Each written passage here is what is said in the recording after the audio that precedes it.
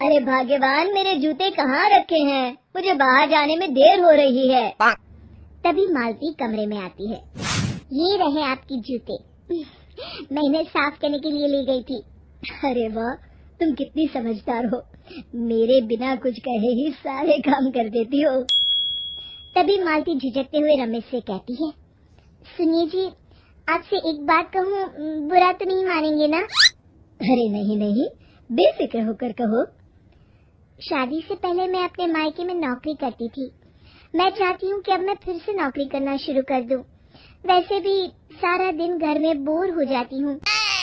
देखो मालती, तुम्हारे नौकरी करने से मुझे कोई ऐतराज नहीं है, लेकिन तुम्हें एक बात बता दूं, हमारे खानदान में आज तक कभी किसी औरत ने नौकरी नहीं की।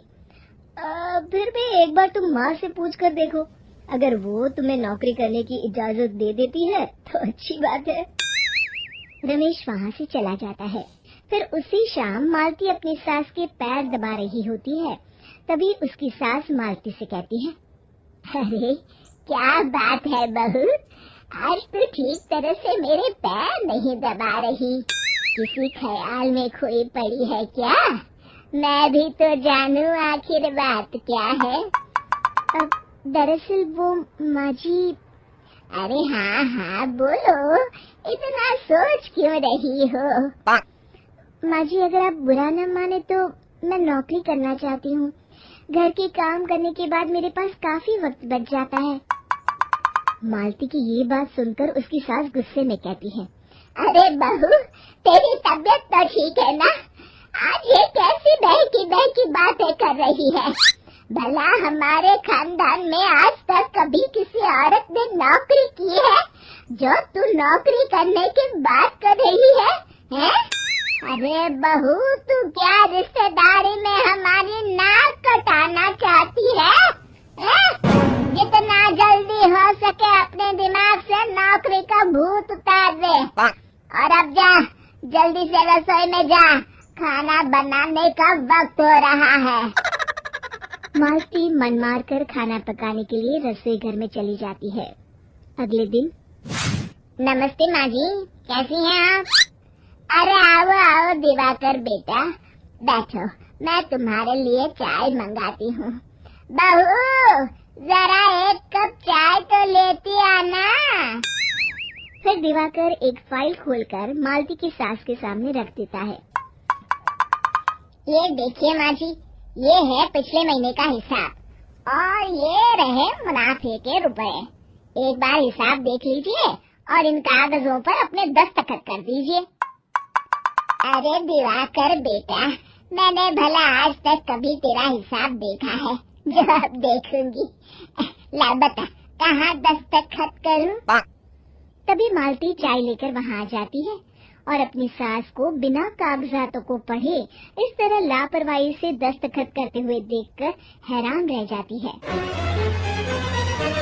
अच्छा माली, अब मैं चलता हूँ, फैक्ट्री में बहुत काम है। फिर दिवाकर वहाँ से चला जाता है। कुछ दिनों बाद मालती बाजार में कुछ सामान खरीद रही होती है। तभी एक बूढ़ा आदमी उसे आवाज देता है, अरे मालती बेटी, कैसी हो? मुझे पहचाना? मैं तुम्हारी कंपनी में मुनीम का काम करता हूँ। हाँ चाचा जी, मैं आपको बिल्कुल पहचानती हूँ। कहिए, कैसे हैं आप? मैं तो ठीक हूँ। कंपनी में कुछ भी ठीक नहीं चल रहा, यहाँ तक कि हमें ठीक वक्त पर तनख्वाह भी नहीं मिलती। ये आप क्या कह रहे हैं? अब क्या बताऊँ, आप लोग तो कभी हिसाब किताब देखने दफ्तर आते नहीं। मेरी मानो तो एक बार आप लोग दफ्तर आकर सारा हिसाब किताब देख लो, आपको असलियत पता चल जाएगी। अच्छा बेटी, अब मैं चलता हूँ, देर हो रही है। फिर वो बूढ़ा वहाँ से चला जाता है। वहीं दूसरी तरफ मालती घर पहुँचकर अपनी सास को सारी बात बताती है। तभी वहाँ रमेश भी आ जाता है, लेकिन मालती की सास मालती की किसी भी बात पर विश्वास नहीं करती। तभी रमेश कहता है, अरे माँ, बिना आग के कभी धुआं नहीं उठता। जब मालती इतना कह रही है तो हमें एक बार दफ्तर चलकर देख लेना चाहिए। वैसे भी हम लोग काफी दिन से अपने दफ्तर नहीं गए हैं। इस तरह किसी एक आदमी के भरोसे काम छोड़ना मुझे भी ठीक नहीं लगता। अगले दिन वे सभी अपने दफ्तर पहुंचते हैं और सीधे दिवाकर के कैबिन में जाते हैं। अचानक सबको एक साथ देखकर दिवाकर चौंक जाता है। अरे माँ जी, आप सब लोग अचानक यहाँ कैसे आ गए? अगर कुछ काम था तो मुझे एक फोन कर दिया होता, मैं आपके घर आ जाता। तभी मालती की सास कहती है, अरे दिवाकर बेटा, आज मैं हिसाब देखने दफ्तर आई हूँ, जरा मुझे पिछले 6 महीनों का हिसाब दिखाना तो बेटा। दिवाकर घबराते हुए हिसाब की फाइल मालती की सास को देता है। मालती की सास फाइल लेकर मालती को देती है और कहती है, ले बहू, देख ले हिसाब। मालती फाइल को बड़े गौर से देखती है और अगले ही पल उसे सारी गड़बड़ी समझ में आ जाती है। वो अपनी सास से कहती है, माँ जी, मुनीम चाचा बिल्कुल सही कह रहे थे। हमारी कंपनी में पिछले 6 महीनों में जितना मुनाफा हुआ है, हमें उसका आधा पैसा भी नहीं मिला।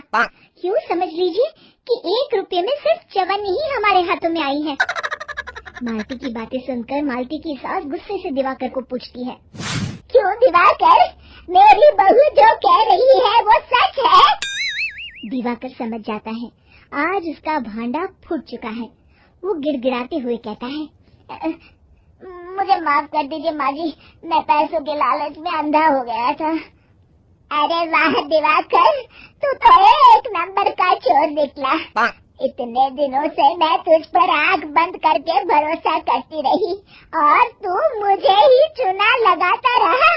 अभी के अभी निकल यहाँ से और दोबारा अपनी शक्ल मत दिखाना। दिवाकर वहाँ से भाग जाता है।